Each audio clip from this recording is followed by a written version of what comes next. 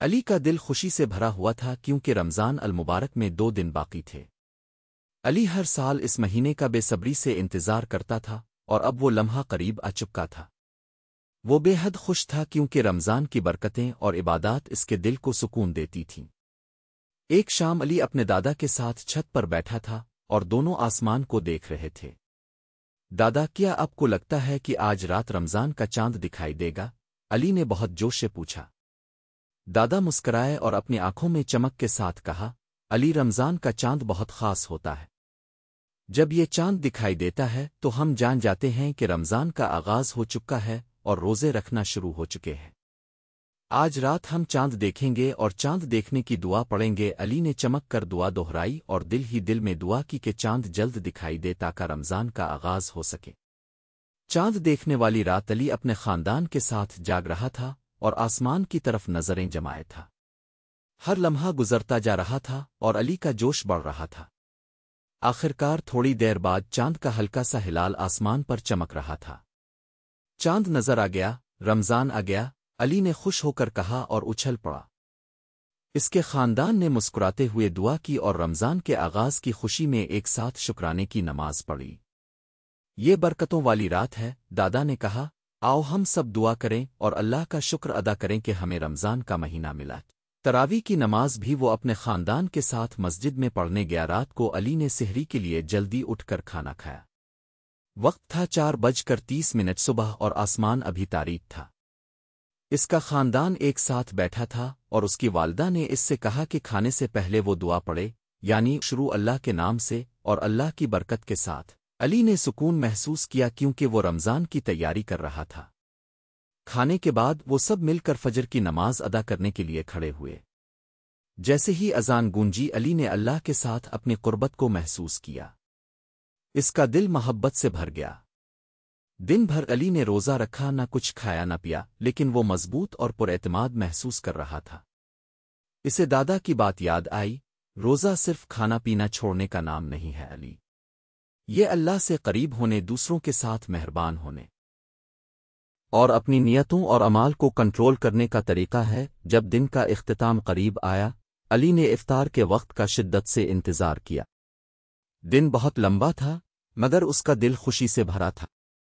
وہ اپنے خاندان کے ساتھ کھڑا تھا اور جیسے ہی مغرب کی اذان سنائی دی، اس نے افطار کی دعا پڑھی، یعنی، اے اللہ، میں نے تیرے لیے روزہ رکھا، میں تجھ پر ایمان لایا، میں نے تجھ پر توکل کیا اور تیرے ساتھ افطار کیا۔ علی نے پانی کا پہلا گھونٹ لیا اور وہ میٹھا اور ٹھنڈا لگا۔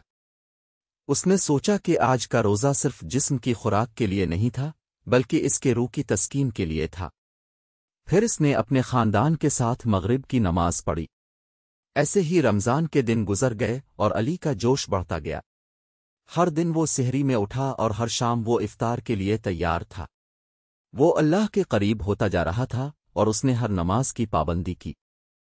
تراویح کی نماز بھی وہ اپنے خاندان کے ساتھ مسجد میں پڑھنے جاتا۔ اس کے خاندان نے فیصلہ کیا کہ وہ رمضان کے دوران غریبوں کو کھانا دیں گے۔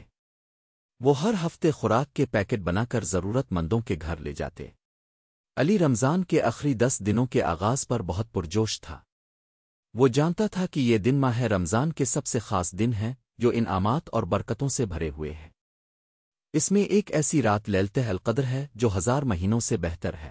علی بے صبری سے ان راتوں کو عبادت میں گزارنے کا انتظار کر رہا تھا تاکہ اللہ سے معافی مانگے اور اس کی رحمت طلب کرے۔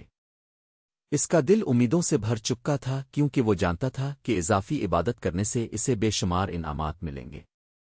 عزم کے ساتھ اس نے خود کو تیار کیا کہ وہ جلدی اٹھ کر نماز پڑھے گا اور دعائیں کرے گا تاکہ ان برکتوں کا فائدہ اٹھا سکے جو اس مقدس وقت میں مل رہی ہے۔ رمضان کے آخری دنوں میں علی کے خاندان نے یہ فیصلہ کیا کہ وہ غریب بچوں کو عید کے لیے نئے کپڑے دیں گے تاکہ وہ بھی عید کی خوشیاں منا سکیں جیسے علی کر رہا تھا۔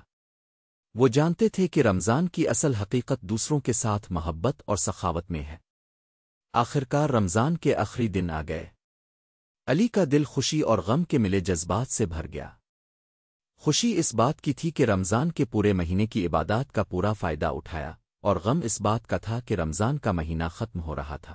آخرکار رمضان کا آخری دن بھی آ گیا۔ علی کا دل بھر آیا تھا کیونکہ وہ جانتا تھا کہ یہ مقدس مہینہ ختم ہو رہا ہے۔ اس نے رمضان کی ہر روزہ عبادت اور دعا میں دل سے حصہ لیا تھا، اور اب وہ اللہ کا شکر گزار تھا کہ اس نے اسے یہ موقع دیا۔ علی نے اپنے والدین کے ساتھ آخری روزے کا افطار کیا اور اپنے ابو کے ساتھ چھت پر گیا۔ دور آسمان پر ایک ہلکا سا چاند نظر آ رہا تھا۔ علی نے عید کا چاند دیکھا تو اس کی آنکھوں میں خوشی کی جھرمٹ چمک گئی، لیکن اس کے دل میں ایک خاص قسم کی اداسی بھی تھی، کیونکہ رمضان کا یہ مبارک مہینہ ختم ہو رہا تھا۔ علی نے اپنے دل میں یہ عہد کیا کہ وہ رمضان کی عبادات کو ہمیشہ یاد رکھے گا اور اپنی زندگی میں اس کے سکھائے گئے اصولوں پر عمل کرے گا۔ وہ عید کی خوشیوں میں غمگین بھی تھا، کیونکہ وہ جانتا تھا کہ رمضان کی روحانی صفائی اور سکون کا وقت ختم ہو گیا ہے، مگر اس کی دعا تھی کہ اللہ اس کی عبادات قبول کرے اور اگلے رمضان تک سلامت رکھے۔ اور پھر عید کی تیاریوں میں مشغول ہو گیا، کیونکہ وہ جانتا تھا کہ اب وہ اپنے دوستوں سے ملے گا، عید کی نماز پڑھے گا اور تمام خاندان کے ساتھ عید کی خوشیوں کا جشن منائے گا۔ اس کا دل دعاؤں اور عبادات کے بعد خوشی سے بھر گیا تھا، اور وہ نیا عید کا دن خوشی اور محبت کے ساتھ گزارنے کے لیے تیار تھا۔ پھر عید کی صبح علی اپنے خاندان کے ساتھ عید کی نماز کے لیے مسجد گیا۔ نماز کے دوران علی نے عید کی دعا کی، یعنی اللہ ہمارے اور آپ کے اعمال کو قبول فرمائے۔ عید کی خوشیوں میں علی اپنے خاندان اور دوستوں کے ساتھ شریک تھا، اور وہ جانتا تھا کہ رمضان نے اسے بہتر انسان بنا دیا ہے۔ اس نے روزے رکھنے کی طاقت، نمازوں کی خوبصورتی، چاند دیکھنے کی اہمیت اور شیطان کو شکست دینے کے طریقے سیکھے تھے۔ علی نے اپنے دل میں عہد کیا کہ وہ رمضان کے اس روحانی سفر کو زندگی کے ہر لمحے میں یاد رکھے گا۔ روزوں اور عبادات کے لیے دعائیں۔ رمضان کے چاند کی دعا: اللہ اس مہینے کو ہم پر برکت، ایمان، سلامتی اور اسلام کے ساتھ لاؤ۔ افطار کی دعا: اے اللہ، میں نے تیرے لیے روزہ رکھا، میں تجھ پر ایمان لایا، میں نے تجھ پر توکل کیا اور ساتھ افطار کیا۔ علی کی کہانی کا مقصد بچوں کے دلوں میں رمضان کی محبت، عبادات کی اہمیت اور شیطان کو شکست دینے کی طاقت پیدا کرنا ہے۔ Please like, subscribe and share.